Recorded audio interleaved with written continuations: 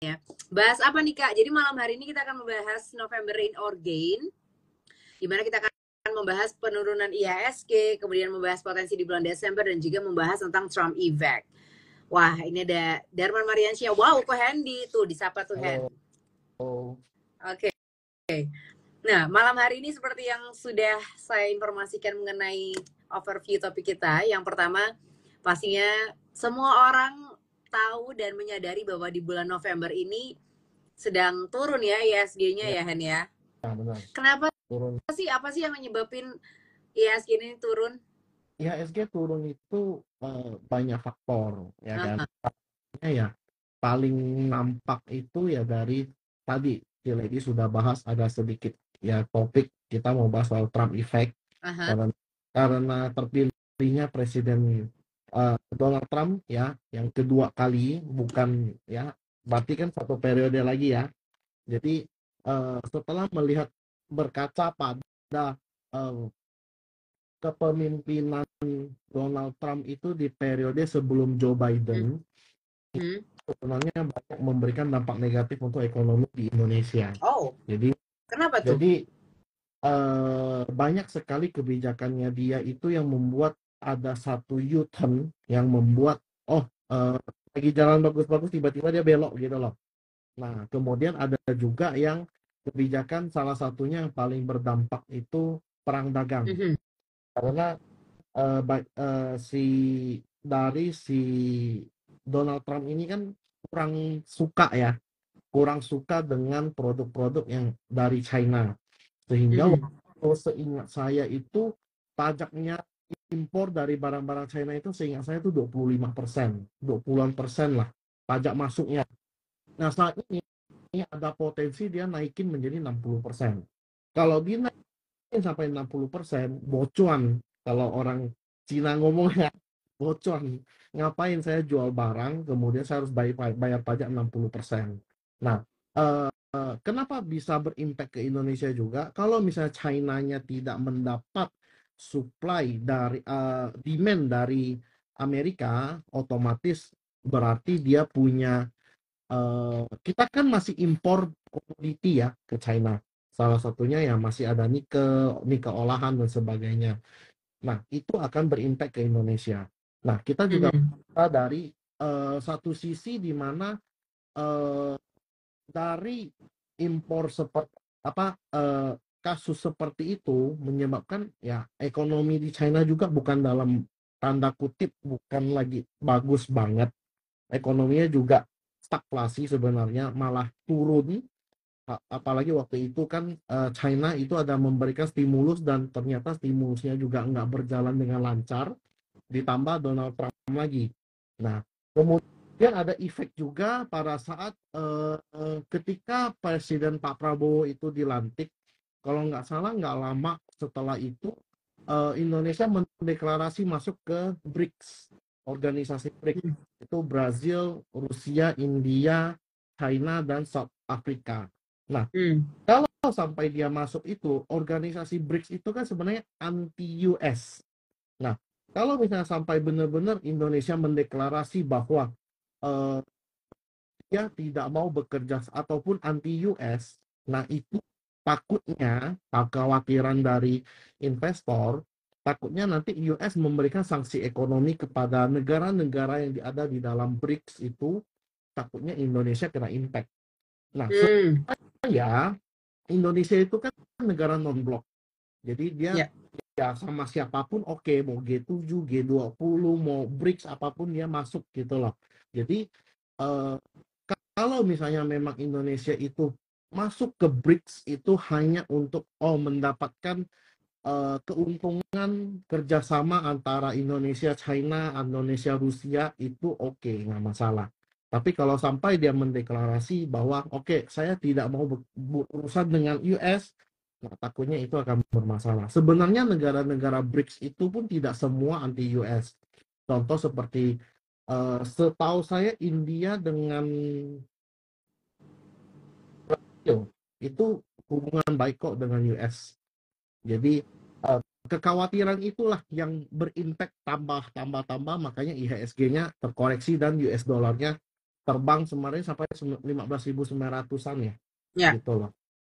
Oke, Gitu. jadi lebih ke arah faktor global ya, Total. yang mempengaruhi tentang penurunan IHSG ini ya. Yes. Dan kalau kita bisa lihat dari bonds US bonds itu US 2 years-nya itu sampai 4,3%. Mhm. Dan US 10 year-nya 4,4%. Jadi bayangin, Oke. beli satu obligasi 2 tahun Mhm. bunganya 4,4%. 10 tahun jatuh temponya 4,4%. Cici lebih pilih mana? Pasti jangka pendek dong. Lebih cepat kan? Nah, jadi kalau misalnya ternyata orang menarik duitnya dari jangka pendek, berarti orang kekhawatiran terhadap eh, ekonomi yang ada di US untuk jangka pendek, gitu loh. Nah, makanya kenapa saya bilang waktu itu penurunan ini itu hal yang wajar karena memang ya, IHSG juga udah naik 7 sampai 7.900 ATH dan memang waktunya koreksi seperti itu. Jadi koreksinya ya bisa karena banyak hal. Nah, contoh ya kasus seperti ini. Nanti ketika memang sudah saatnya naik akan keluar news yang bagus lagi, yang memperindah lagi gitu loh. Biasanya seperti Oke. itu. Oke, ini ada komentar dari Gung Cek. Bridge partner oke, tapi kalau bridge member not oke. Jadi kalau cuman partner bekerja sama, cuman setahu saya memang Presiden Prabowo juga lebih mengucapkan, bukan mengucapkan, atau lebih menyatakan gitu ya, kalau mereka akan bekerja sama, pemerintah Indonesia akan bekerja sama dengan pemerintahan Cina gitu ya. Jadi bukan member mungkin, tapi lebih bekerja sama ya. Benar. Hen, bisa dengar suara saya? Yes. Ini Hendy bisa dengar suara Cici saya? tadi sempat nge-lag sebentar. Sebentar nge-lag, oke. Ini aman? Suara Sekarang saya aman aman? sih. Oke, sip. Aman, aman. Lanjut, Oke. lanjut. Oke, lanjut lagi ya. Ini berarti kan tadi Hendy bilang juga, sementara ini memang kok terkoreksi gitu, tapi akan ada waktunya nanti akan naik gitu ya. Hmm. Nah, kira-kira nih di bulan Desember nanti IHSG-nya akan ada potensi untuk naik ataukah penurunannya masih berlanjut? Harusnya ini udah dekat bottom ya, menurutku ya. Hmm. Kita nanti sambil ngobrol 15 menit kemudian 20-30, sorry. Itu nanti ada pengumuman CPI, itu inflasi di Amerika. Nah, itu perlu kita perhatiin. Karena kebijakan Trump, salah satunya kebijakan Trump yang membuat orang khawatir itu juga dengan dia itu melakukan penurunan pajak terhadap perusahaan yang berproduksi di Amerika gitu loh. Mhm. Jadi takutnya inflasinya makin naik. Nah, karena Oke. dia memiliki akan melakukan satu kebijakan. Ini kan semua hanya kita cerita adalah berdasarkan program kerja dia. Nah, orang terpilih ya takut gitu loh karena pada saat ini memang inflasi belum terkontrol oleh the Fed. Nah, kalau ternyata saat ini ketika dia dilantik di Januari nanti dan dia langsung memberikan kebijakan yang uh, kalau bahasa pasarnya itu agak brutal, itu berbahaya untuk ekonomi Amerika. Nah, kalau Amerika batuk, Indonesia udah masuk ICU, gitu. Jadi agak berbahaya. Makanya kenapa uh, dia punya kebijakan itu pro dan kontra. Nah, tapi ada bagusnya juga dari kebijakan Trump. Nah, salah satu cara kebijakan Trump untuk menurunkan uh, inflasi itu kan dengan produksi minyak dalam negeri dengan banyak. Jadi dia tuh supply minyak terus. Nah, itu memberikan satu dampak positif buat kita. Kalau misalnya supply minyaknya banyak, harga minyak turun, berarti uh, cadangan APBN kita itu bisa lebih hemat. Nah, karena kalau menurut para analis, kenaikan minyak 1 US dollar per barrel itu bisa membuat APBN kita defisit 5-6 T. Gitu. Mhm. Jadi kalau ternyata dia turun, berarti kan membuat kebijakan fiskalnya lebih oke. Seperti itu. Oke.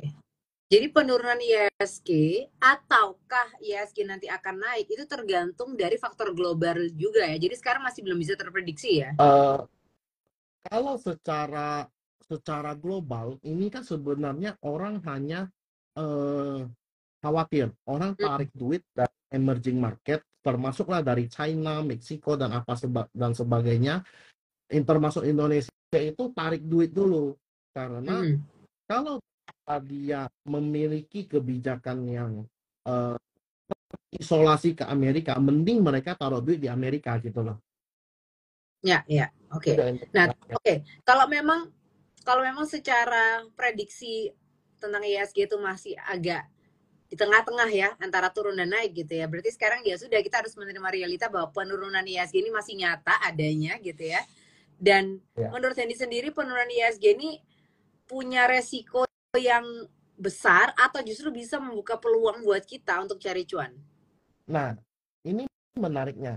Kalau kita ukur, ya kita ukur dari technical, dari peaknya itu di 7910 sampai ke harga terendah, itu kemarin di 7182, itu berarti dia sudah minus 9%.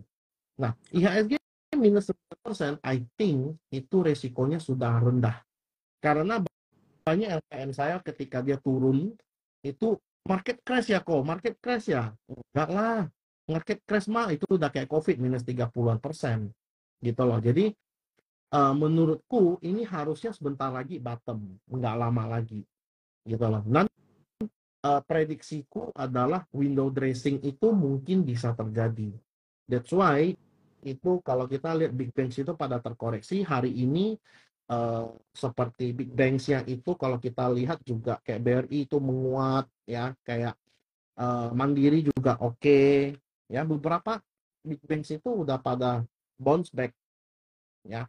Jadi uh, kalau dilihat ya bisa jadi bottom, tapi kembali lagi data ekonomi US itu ada tiga, minggu ini ada tiga, nanti malam itu CPI, besok ada PPI, tanggal 15 itu ada Indonesia Trade Balance ekspor impor juga. Jadi 3 hari ini itu ada data penting yang rilis, ditambah nanti Jumat subuh itu Powell ada speech.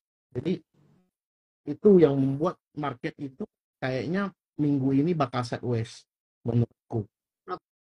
Oke, oke. Gitu. Tapi dalam kondisi pasar yang sedang turun seperti ini, ada koreksi, ada sideways gitu ya. Sektor atau industri apa nih yang punya potensi untuk tetap tumbuh? Eh, Kalau sektor saya lebih melihat sebenarnya bukan sektor ya, lebih ke konglo apa ya, lebih ke konglo apa. Kalau aku melihat mostly yang memberikan cuan beggar-beggar itu di konglo Salim. Kita melihat contoh ya, kayak INDF. INDF itu 16% lebih. Kita ngomong kayak Bakri, BRMS, ya, Dewa, itu kan pada naiknya gila-gilaan. Ya, nah itu sebenarnya itu BRMS juga itu sudah punya Salim. Jadi kalau aku ngelihat lebih ke low beta to IHSG. Karena kalau misalnya ternyata memang ini adalah crash, semuanya turun. Buktinya adalah ketika IHSG-nya turun, ada yang naik. Jadi menurutku sebenarnya sektor atau apa ya, kalau aku ngelihat lebih ke eh,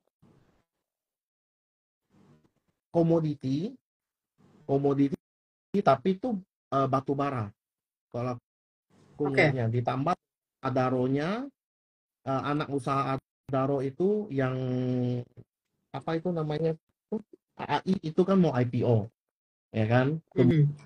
Kalau kita lihat secara view itu teknologi, ya teknologi, kemudian industri, Astra itu menurutku akhir tahun bisa lebih oke. Karena Oke. di Oh, akhir tahun mhm. dia mau kayak kendaraan-kendaraan yang diproduksi di 2024 itu kan biasanya flash sale ya, biasanya akhir tahunnya Mhm. banyak sell-sell. Jadi harusnya dengan seperti itu bisa meningkatkan penjualan dari Astra. Tapi kembali lagi, kalau ternyata CPI-nya ataupun inflasinya itu naik, orang nahan lagi untuk melakukan pembelian, itu juga nggak guna. Lu mau sell sampai 50 plus 20 juga sama aja gitu loh. Oke. Jadi untuk sektor atau industrinya komoditi gitu ya, batu bara atau Astra. Tapi kalau Ya, dari Konglonya Salim ya. Salim, ya masih ke Salim. Ada tips nggak Hen? Gimana caranya milih saham yang tetap bisa menguntungkan Ini, ketika kondisi pasarnya mungkin masih bearish gitu? nah kalau itu mesti lebih selektif. Saya kasih tahu di tabel saya, tabel rekomendasi saya itu hanya isi 10 saham. Oke. 10 saham. Dan itu pun tidak semua itu dalam satu sektor. Itu watchlist-nya Handy ya? 10. Yes, TOC Sudirman. Jadi yang aku ngelihat itu kan seperti ya tadi saya bilang Konglo ya Om Salim ya. Kemudian kalau dilihat ada Tech Company, ada MTech, ada Goto ya. Kemudian Astra kemarin kan lumayan lowest 4850 ya. Kemudian otomotif masih di otomotif. Sisanya nggak banyak gitu loh, nggak banyak emiten-emiten yang mm, masuk dalam radar. Jadi porsinya adalah oke, kita ikuti yang ramai aja dulu. First of all, eh, kalau IHSG lagi turun kita nggak bisa swing kayak beli simpen gitu loh. Nah kecuali memang kita tipenya mid term, kita beli simpen. BRI kemarin sampai 4.300-an, mau beli silahkan ya kan. Nah tapi kalau ternyata ada orang yang tipenya maunya cepet, ya udah berarti kan ikuti flow-nya. Contoh, oke, kita tinggal lihat mover mana yang pada rame. Oke, kalau misalnya kita oh ternyata Bakri, Bumi, BRMS, Dewa, energi itu pada rame, ya sudah kita fast trade aja di sana. Caranya bagaimana Oke. ya? Sudah masuk ke time frame 30 menit, 15 menit ataupun maksimal 1 jam kita cari support. Kita bisa make Oke. money Oke. seperti itu. Nah, tapi kalau misalnya untuk investor yang jangka panjang gitu ya, yang biasanya nyimpennya untuk jangka panjang, yang biasanya ngumpulin dividen juga, apakah ini waktu yang tepat untuk mengakumulasi saham atau nunggu aja dulu sampai ISG-nya stabil? Yes, kalau yang tipe yang dividend hunter ataupun yang tipe investor sebenarnya IHSG turun 9% itu chance sebenarnya untuk emiten-emiten yang memiliki fundamental bagus, emiten-emiten yang memiliki corporate action untuk long itu bagus. Jadi ketika IHSG itu terkoreksi, itulah chance-nya, itulah kesempatannya kita untuk beli. Bukan berarti ketika IHSG lagi turun, aduh, saya tahan dulu deh, saya juga ikut takut. Ya jangan. Justru kita harus melihat peluang, gitu loh. Peluang yang ada dalam penurunan IHSG. Nah, kalau misalnya mau ngomong porto swing saya gimana kondisinya? Kebakaran juga. Tapi porto fast trade cuan karena saya membagi. Ada portfolio untuk saya trading, ada portfolio yang saya beli simpen, gitu loh. Kalau ditanya portfolio swingnya saya gimana? Kebakaran. Tapi kalau fast trading aman aja, nggak masalah gitu. Oke. Itu. Nah, untuk menganalisa itu, Hen, ada nggak ya indikator secara teknikal atau fundamental yang relevan untuk Oke. menganalisa keuntungan Kalau di tengah-tengah untuk oke, ISG? oke. Untuk fundamental itu paling gampang adalah kita melihat PBV atau PER, price earning ratio ataupun PBV. Nah, PBV biasanya itu kan kita melihat harga rata-rata. Nah, rata-rata oke, kita lihat PBV-nya ternyata PBV-nya udah murah nih. Contohnya adalah dalam sisi rata-rata misalnya 3 tahun terakhir. Oke, ketika dia PBV berapa itu dikatakan murah, itu kan ada kita bisa hitung, kita bisa melihatnya, ada toolsnya gitu loh. Nah,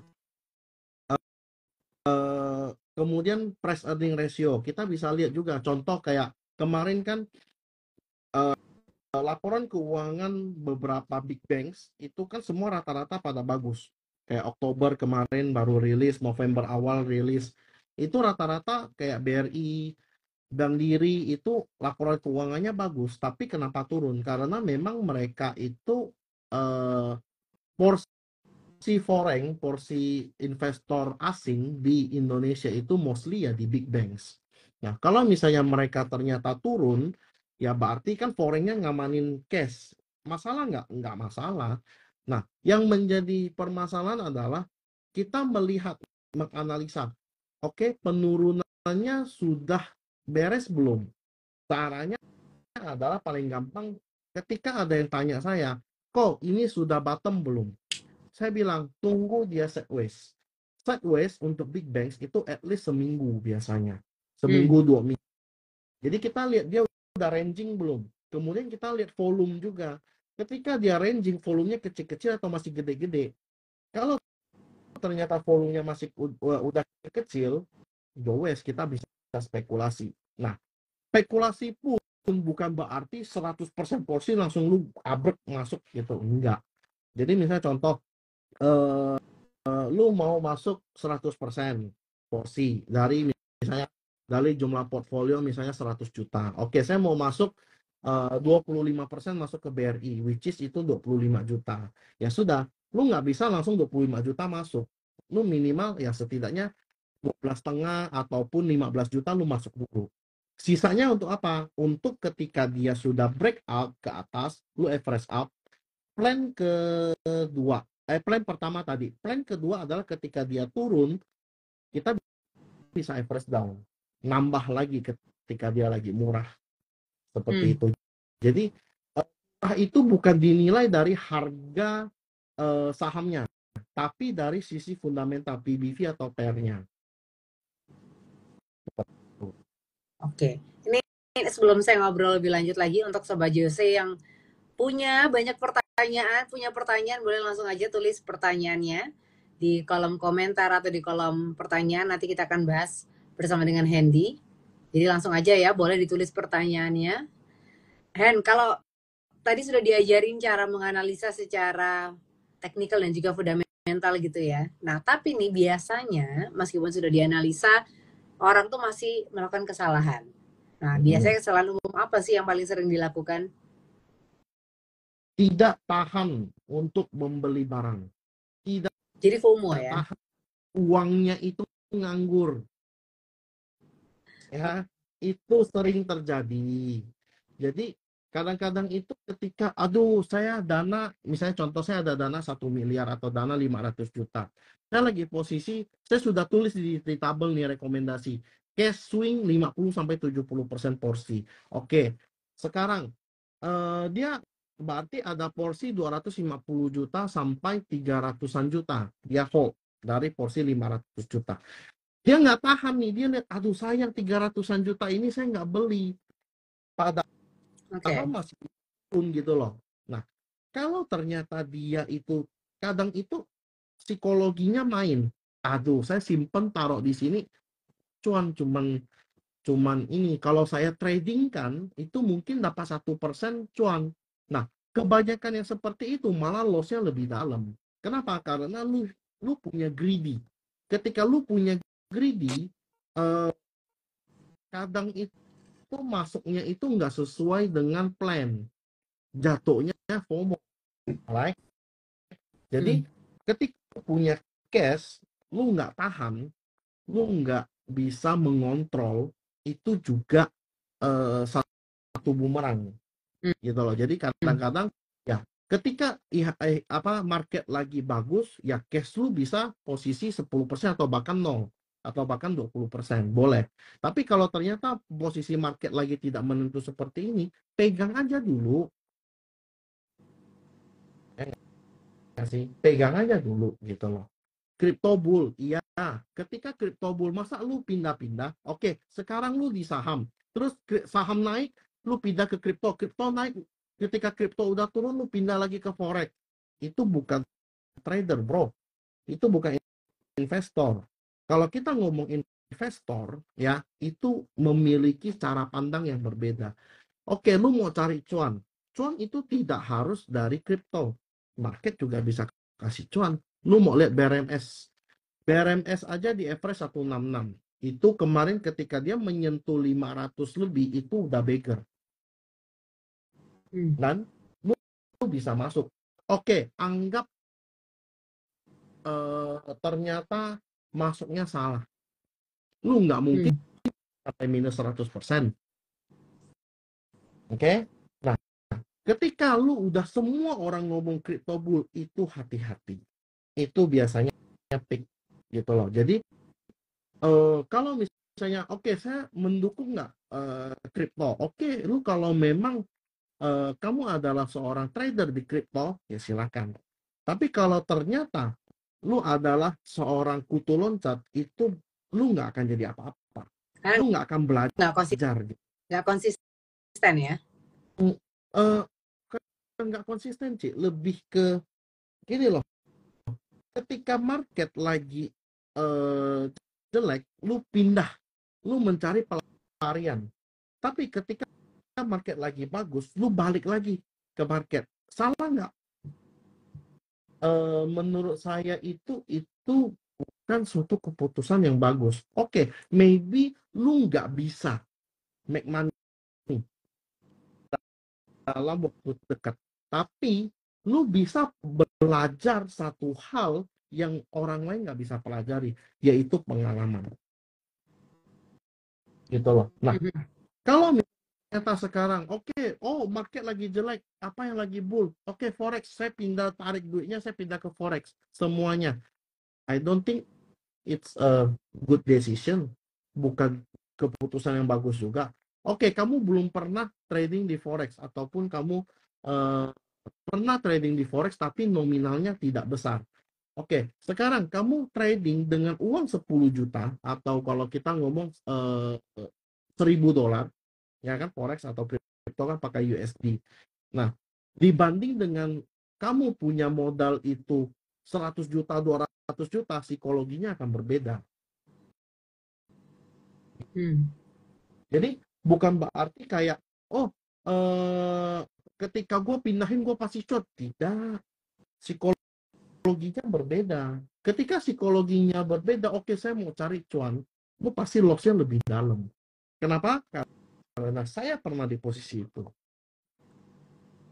Ya, oke. Jadi oke, kayak instrumen lain bull, ya sudah, saya bilang terserah, itu diversifikasi. Lu harus ada diversifikasi. Don't put the egg in one basket. Saya memiliki konsep seperti itu. Jadi meskipun saya ada trading saham, saya juga ada reksadana, saya juga ada bonds, saya juga ada tabungan dana darurat. Itu mesti ada. Tidak bisa semua ambil brut taruh semua, ini nggak bisa. Oke. Yes, it's a good tips dari seorang anak muda, karena biasanya anak muda itu kan juga susah ya untuk mengatur money managementnya. So it's a Banget. good to do. One last hand. Ya, Strategi yang efektif ketika pasar lagi bearish itu gimana menurut kamu? diem, stay cash, dan Stay cool. ajari emiten mana yang, ya betul, stay cool, mana yang fundamentalnya oke dan memiliki corporate action.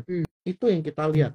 Ketika kita melihat emiten tersebut itu memang ada corporate action, memang ada fundamentalnya bagus, kita ngomong kayak BRI, kita ngomong BRI, ya. Kita ngomong BRI dari 5.575 turun sampai 4.300-an. Itu berapa persen? Coba kita ukur. Sekitar 20-an persen. Apakah itu mengganggu fundamental perusahaan? Jelas tidak. Itu hanya volatilitas di market. Harganya volatilitas. Itulah saham. Kalau kamu tidak bisa dengan volatilitas seperti itu, deposito aja. Paling gampang. Naik terus. Tapi kalau lu mau belajar saham, mau belajar investasi di saham, volatilitas itu lu harus terima. Itu pasti ada. Tapi kalau secara long term dia naik, ya sudah. Oke. Ini untuk Sobat Jesse semuanya sudah diberikan semua strateginya, tipsnya. Jadi kalau sekarang masih ada yang mau nanya, boleh langsung aja tulis pertanyaan di kolom komentar atau di kolom pertanyaan. Nih Erwin Ciptono. Susah money management kalau ada kata sale, J. Iya ya, kalau ada kata sale, promo, diskon, wah itu langsung semua perencanaan yang dibikin langsung buyar ya. Apalagi kalau ada promo 11, 10, wah itu tuh PR banget. Is my way. Itu sama kayak diet tuh, diet always start tomorrow. Ini nabung start tomorrow ya. Ternyata ngamuk. Hah? Diet jangan start tomorrow ya dok ya. Oke. Nah ini ada pertanyaan dari Stephanie Wijaya. Kok agak sedikit menyimpang, tapi pengen tahu harga emas kira-kira gimana ya? Harga emas turun toh. Kenapa turun? Karena orang ekonomi di sana orang percaya Donald Trump bisa menggerakkan ekonomi dengan kebijakannya. Makanya bilang pro dan kontra kan. Nah, kalau misalnya ditanya, oke, emas sekarang itu di posisi 2.600 US dollar per oz. Masih uptrend, masih uptrend banget malah ya. Tapi posisi support terakhir itu di 2554 lah, sekitar 2.550-an lah. Nah itu jebol baru ada potensi dia koreksi. Nah koreksinya kemana? At least ke 2.405 lah maksimal. Itu dulu cek poinnya. Gitu lah. Nah kalau harga emas bisa turun nggak? Bisa. Kalau dia bisa sampai 2.000, good, itu bagus. Tapi tidak dalam waktu dekat ya. Maybe next year. Oke. Jadi harga emas lagi turun tapi ya? Ya, masih lagi turun. Jadi kalau mau beli bisa ini Han? Sabar. Sampai kapan nih sabar? I think next year lah. Masih bisa lebih turun ya tahun depan? Bisa. Next year lah. Next year baru dicicil aja. Oke, untuk emas tahun depan ya. Oke, pertanyaan selanjutnya dari Adar 19. DSNG turun dalam, apakah bisa diserok? DSNG itu saya trading itu dari harga 610. Dia naik sampai 1.400. Sudah bigger. Kalau misalnya mau beli, posisi sekarang sih saya nggak mau ya. Paling kalau kamu mau beli itu di support sekarang 1.055. Itu short term. Long termnya itu di sekitar 980 sampai 1.000. Maybe di sana. Untuk sekarang sih enggak. Untuk sekarang sih enggak, udah terlalu tinggi juga. Gitu. Oke. Sekarang enggak dulu ya? Ya. Oke, ini kemudian pertanyaan dari Eni Kamsir. Ibu Eni Kamsir. Untuk ENRG gimana, Ko? ENRG itu kena resisten hari ini di 300 dan belum bisa break. I think maybe lebih baik tunggu di 240, 230. Oh sih. Ya, untuk short term itu jagain 260. 260 jebol dia bisa ke 230. ya itu. Oke. Kemudian pertanyaan selanjutnya ini dari mungkin ini either pertanyaan atau statement gitu ya. Dari Aho84. Cara psikologis trader. Saya sering saham turun tapi saya percaya besok naik gak mau turun. Malah makin dalam. Jadinya males cut loss. Gini, Gitu. itu psikologi orang yang pernah sakit hati, Tapi gagal move on. kemudian dia sakit hati lagi, diselingkuhin lagi, itu kayak gini. Jadi Lama-lama ibarat nggak mau pacaran. jadi mau pacaran, mau putus, katakan putus itu takut gitu loh. Oh malah Jadi gini dia gimana? ini ibarat kayak orangnya ini pacaran, pasangannya itu buat selingkuh. Nggak curhat kan, Hen? Nggak curhat kan ya ini ya? Enggak. Jelas-jelas ketahuan selingkuh, minta maaf, dibaik-baikin, sudah oke, kemudian ketahuan lagi. Terus Kalau aku, jadi gagal move on tapi. udah sakit tapi masih cinta, nggak rela untuk lepas gitu loh. Jadi Hmm, tuh dia itu sudah pernah sepertinya ya sudah pernah beli saham. Kemudian dia ada plan, misalnya contoh dia beli di 10.000, cut loss kalau jebol 9.800 misalnya. Oke, ketika jebol 9.800 dia cut loss, besoknya tuh naik ke 12.000. Biasanya seperti itu orang-orang kayak gini. Jadi Oke. kalau misalnya ternyata, dan kalau misalnya dia tidak cut loss, oke, dia nggak cut loss, dia biarin misalnya 9.800, kayaknya besok masih bisa naik deh. Mungkin ini false break, tapi ternyata diguyur lebih dalam lagi. Salah lagi. Benar nggak sih? Nah, tips saya itu gini, cara paling gampang untuk lu menentukan, ini cuma saya share di sini. Kadang-kadang itu saya nggak cut loss, tapi kadang-kadang feeling itu bekerja. Jadi saya jelasin feelingnya. Feelingnya itu datang ketika kita melihat market itu tiba-tiba anomali. Tapi anomalinya itu cuma di beberapa emiten. Tidak di semua emiten. Tidak di semua sektor. Kecuali semua sektor turun. Semua sektor merah. Lu wajib cut loss. Tapi kalau ternyata dia hanya beberapa, saya bisa spekulasi hold 1-2 hari. Saya lihat besoknya. Ataupun biasanya tunggu rebalancing. Biasanya rebalancing itu kan, rebalancing index itu kan ada yang in, ada yang out. Ya kan? Nah, itu berpotensi false. Nah, jadi cenderung mostly kalau misalnya lu nggak berani cut. Jadi kalau misalnya contoh disiplin itu penting nggak penting, tapi lu mesti kadang-kadang itu mesti ada feeling. Lihat, analisa lebih baik. Oke, kalau misalnya tiba-tiba anomali market, ya sudah,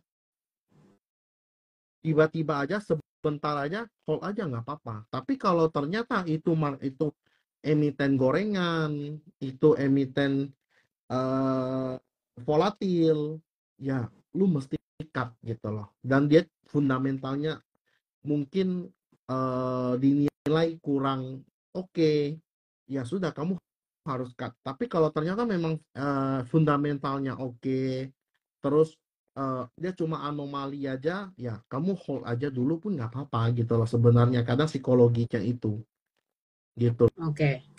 Nah, tapi saya juga pernah, misalnya contoh saya sudah entry, kemudian sebelum kena cut loss, saya bisa prediksi kayaknya bisa cut loss. Jadi contoh saya masuk di 10.000, kemudian saya cut loss di kalau dia jebol 9.800. Oke, saya misalnya dia 9.900, saya sudah cut duluan. Saya seperti itu. Jadi saya sudah buang duluan dan ternyata dia turun ke 9.700. Besoknya 9.500. Jadi eh, eh, feeling itu mesti dilihat. Kadang itu saya bisa disiplin duluan, kadang itu bisa juga kayak kita nge-hold dulu, nggak usah cut loss dulu. That's why trading is art. Saya selalu ngomong trading itu adalah seni. Jadi cara orang lain itu berbeda-beda. Cara kamu juga berbeda-beda gitu loh. Jadi ketika mengalami hal seperti ini, apa tindakan yang harus saya lakukan? Itu salah nggak? Nggak salah. Nggak salah. Tapi at least lu disiplin. Itu yang paling penting. Oke, lu nggak bisa nih, lu nggak tahu nih feelingnya nih. Ya sudah, disiplin dulu. Karena membangun feeling itu nggak bisa dalam satu malam lu balikin telapak tangan tuh nggak bisa. Mesti by Iya. experience, lu lihat lagi dan sebagainya. Jadi psikologi itu at least pertama lu copy paste dulu deh. Jadi aku nih ada tim juga. Jadi aku ada kadang-kadang ada tim, biasanya saya selalu ngomong yang baru-baru nih, kamu copy paste dulu. Copy paste, sudah ikuti, ada salah nggak? Ada, nggak apa-apa, ikuti aja dulu. Ketika kamu sudah berpengalaman 3-4 tahun, 5 tahun, kamu baru lihat, amati, tiru, baru modifikasi. Cara kamu gimana? Boleh nggak? Silakan. At least pertama kali kamu copy paste dulu deh. Mana yang paling nyaman gitu loh. Ya, itu Oke. tipsnya. Oke, ini Hendy nih kalau ngomongin tentang trading nih selalu menyambungkan, bukan menyambungkan ya, kadang-kadang mengilustrasikannya itu tentang hubungan, ya kan, sering kayak gitu ya. Ini Adar 19, pengalaman pribadi ya kok. Terus ini ada Erwin, ngomong jangan curcol kok Hen, gitu kan. Oke, itu tentang psikologi, yang penting harus experience ya, biar bisa nyaman. Paham Hen? Oke, ini antara trading, antara hubungan beda tipis ya Hen kalau kayak gini ya. Oke, ini pertanyaan selanjutnya dari JM King .9. Pani bisa naik lagi tidak? Tadi kalau dia sampai jebol secara teknikal, dia close di bawah 15, 550, wassalam, udah. Oke. Dan yang terakhir itu di 14.150. Kalau dua level ini dia jebol, udah, buang aja. Oke. Karena naiknya itu saya tradingin Pani itu dari 5.200, dia naik sampai 18.800, itu sudah beggar berapa kali ya. Jadi jangan terlalu banyak mendengar, kadang-kadang itu perlu kita analisa. Kalian lihat, ingat nggak ketika dia dari 1.400 naik sampai 6.100, itu kan beggar. Kemudian dia ada sideways. Nah, kalian tunggu dia sideways ini kalau mau tahu dia bisa naik atau enggak. Oke? Nah, kalau misalnya dia sudah sideways dan ternyata volumenya kecil, berarti itu adalah potensi reakumulasi. Oke, masih bisa naik nggak? Kalau dia breakout naik ke atas, ya itu bisa naik.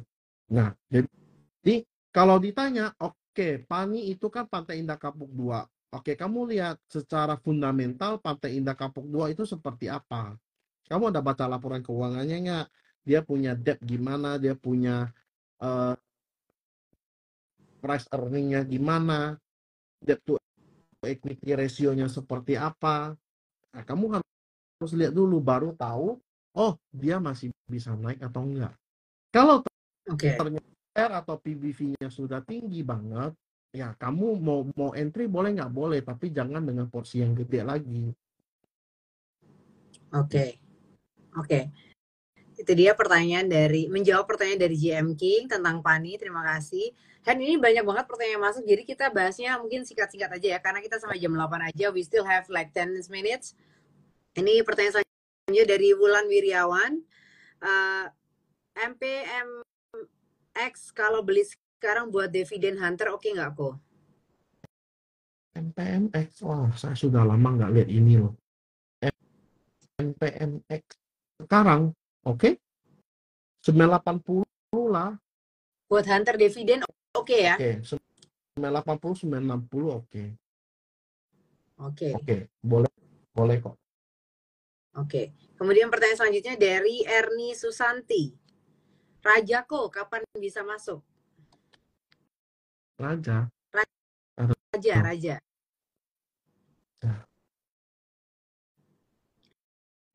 Ini Sebentar sebenarnya lebih ke ya. arah bukan pertanyaan terkait dengan topik ya, lebih ke arah nanyain buat besok mesti ngapain ya. Raja itu pertama itu dia sudah paling kamu sekarang itu raja kamu jagain di level 1820 sampai 1800. Jebol itu buang. Paling itu aja. Oke, itu tentang raja ya. Kalau PNLF gimana nih? Ini pertanyaan dari Tony. Panin Live. Panin Live. Kemarin 500, sekarang di bawah 500. Maybe kamu tunggu kalau saya nawarnya di 446 sampai 438. Itu Oke. Itu Panin Live ya? Ya. Oke. Kemudian pertanyaan selanjutnya dari Bang Tigor. Bagaimana sortir saham yang potensi bullish? Tadi juga ada pertanyaan tentang hal ini ya. Saham itu potensi bullish itu kayak gini. Kalau kamu tanya saya, pilihannya adalah di stock universe. Saya selalu cek. Contoh, kita pertama harus cek sektoral dulu. Sektoralnya seperti apa? Oke, sektoralnya ternyata retail yang lebih oke. Ya sudah, berarti yang kita cek adalah retailnya seperti apa. Oke, emiten retail ada Asus, ada MAPA, ada MAPI, ada Era, ada Rals. Nah, kita lihat dari emiten itu ada AMRT juga, ada MIDI. Ya, itu yang kita cek. Oke, mana yang paling potensi dia sideways dan dia bisa naik. Nah, itu dulu lu kelompokin dapat, oke. Lu dari misalnya dapat dari 7 itu lu cari top 3-nya. Top 3-nya. Ya sudah, dari 3 itu baru kamu putusin mau masuk 3-3-nya, mau masuk 2 atau cuma mau masuk 1 gitu. Oke. Itu dia mengenai sortir saham yang potensi bullish ya. Ya. Kemudian pertanyaan selanjutnya dari Fitria. Untuk dana darurat, tadi Hendy kan bilang harus punya dana darurat nih. Sebaiknya tuh berapa persen dari harta? Bukan berapa persen dari harta, berapa persen dari lu punya daily spending. Misalnya kamu sebulan itu kamu habisin misalnya 5 juta. Oke, berarti biasanya saya siapin 6 kalinya ataupun 5 kalinya. Bisa contoh, berarti 5 juta, berarti 25 juta saya harus ada siap dananya. Supaya apa? Supaya saya menjaga. Oke, kalau misalnya ternyata saya sakit, saya tidak bisa kerja, tidak ada dapat gaji, saya harus makan pakai apa? Oke, kemudian ketika misalnya tiba-tiba, misalnya kamu adalah pengusaha, oke, kamu pengusaha, dana darurat kamu akan jauh lebih besar. Kenapa? Karena kalau misalnya tiba-tiba usaha perlu dana ataupun apapun, lu harus siapin dana itu. Oke, misalnya contoh, oke, untuk membayar supplier, lu perlu dana, udah jatuh tempo, mau nggak mau lu harus bayar. Oke, berarti pakai dana darurat dulu, sambil lu menagih ke misalnya konsumen yang masih dalam tahap belum jatuh tempo gitu loh. Jadi berapa persen dari harta itu tidak ada angka pasti. Yang benar itu sebenarnya kalau menurutku itu dari life spending. Life spending kamu berapa? Nah, itu yang dana darurat itu yang kamu siapin. Seperti itu. Oke. Oke, terima kasih Fitria sudah ikutan bergabung. Kemudian selanjutnya sebentar. Ini Janspra komen, Ko Hendy sudah banyak makan asam garam dalam hubungan katanya. Tuh. Belum tentu. Biasanya ya sudah. Kohans kacau. Udah next. Next ya. Oke, next. Thank you next gitu ya. Thank you next. Kemudian pertanyaan selanjutnya dari Chart Leo. Telkom. Telkom gimana nih, Ko? Telkom itu secara fundamental satu jelek. Saya jujur saya ngomong ini jelek. Kenapa? Karena dia sudah ambil IndiHome aja, cuannya nggak gimana gerak gitu loh. Oke, kalau kita ngomong secara garis besar, bisa nggak sih Telkom cuan? Bisa-bisa aja, tapi secara fundamentalnya nggak terlalu oke, gitu loh. Ya, jadi dia ada Telkomsel, dia ada IndiHome, tapi revenue-nya kalah dengan Indosat, XL, itu pun masih kalah gitu loh. Iya, Jadi ini chartnya juga kita ngomong bilang nih, fundamental, Telkom turun sampai 2450 kah? kalau turun maybe bisa lebih. Kalau saya ngomong di posisi saat ini, karena ini masih buang semua. Ya, kalau misalnya ditanya bisa 2450, bisa sentuh dead cat bounce, naik sebentar terus turun lagi bisa. Nah, ini tuh mirip dengan Unilever kalau saya lihat. Jadi perlu hati-hati. Oke. Ini Backpacker Trader juga ikutan komen, Telkom udah mulai sunset. Sudah. Saya sudah buang ini sudah lama. Nggak ada ya, nggak ada Telkom.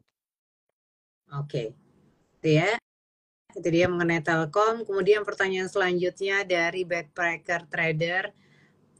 Ciko bahas properti yang ikutan program rumah Pak P. Kenapa nggak Oh, sebutin namanya? Kenapa harus inisial ya? kan sudah terpilih, nggak apa-apa kamu sebut nama kan.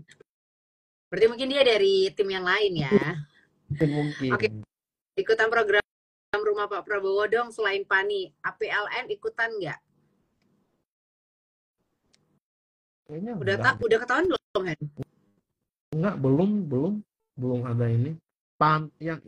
Yang kamu lihatlah, yang ikut dia ke Cina siapa aja. Ya itulah yang dapat. Ya. Make sense. Betul. Hey, Ini dia nanya juga nih, Backpacker Trader nih. APLN sudah boleh masuk belum nih? APLN. APLN Iya nih, setelah, makanya dia nanya, Hen, sudah boleh masuk apa enggak? setelah dia Ini jual orang yang CP sama. sebenarnya. Setelah dia jual CP, Central Park, saya nggak terlalu suka APLN. Chartnya juga malah turun. Enggak deh, enggak dulu deh. Tapi kalau aku lebih menarik di BSDE, kalau jujur ngomong, di Bumi Serpong, itu mulai masuk watchlist. Tapi belum beli, saya udah mulai masuk watchlist. Secara fundamental, menurutku Serpong itu lebih ada daripada APLN. Menurutku loh ya. Ya. Jadi enggak dulu ya untuk KPLN ya. Oke. Satu pertanyaan terakhir dari Cici Purba mengenai Antam. Antam.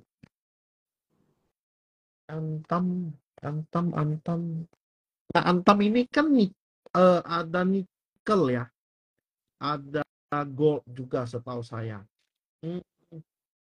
Kayaknya untuk sesuatu yang berbau nikel, kamu coba hindari dulu ya, karena Donald Trump itu tidak suka dengan EV. Sesuatu yang berbau EV akan di-cut dulu, yang berbau green itu jangan dulu ya. Jadi sementara bisa di skip dulu untuk mid term, short term ya menurutku. Maybe long term, karena satu Cinanya belum gimana. Kemudian kedua, kebijakan Donald Trump itu yang menolak EV, yang nggak suka dengan green energy. Nah itu perlu hati-hati. Oke. Itu dia tentang Antam. Terima kasih Cici Purba sudah ikutan bergabung. Ini kalau ngomong sama Hendy, ngobrolnya selalu seru. Nggak berasa 1 jam udah mau habis. Padahal masih banyak pertanyaan yang masuk. Tapi karena keterbatasan waktu, mohon maaf tidak semua pertanyaan bisa terjawab. Tapi terima kasih pastinya untuk Sobat Jose yang sudah bergabung malam hari ini di Juice You Up. Ditemenin juga sama Hendy. Thank you so much, Hans, for joining. Thank you. Ada pesan mungkin? Pesan? jangan menyerah di market dan jangan kamu cari ya. Oke, terima kasih banyak Hendy untuk waktunya. Oke, Sama-sama. kita ketemu next time ya. Bye bye Ci. Bye bye, selamat malam semuanya.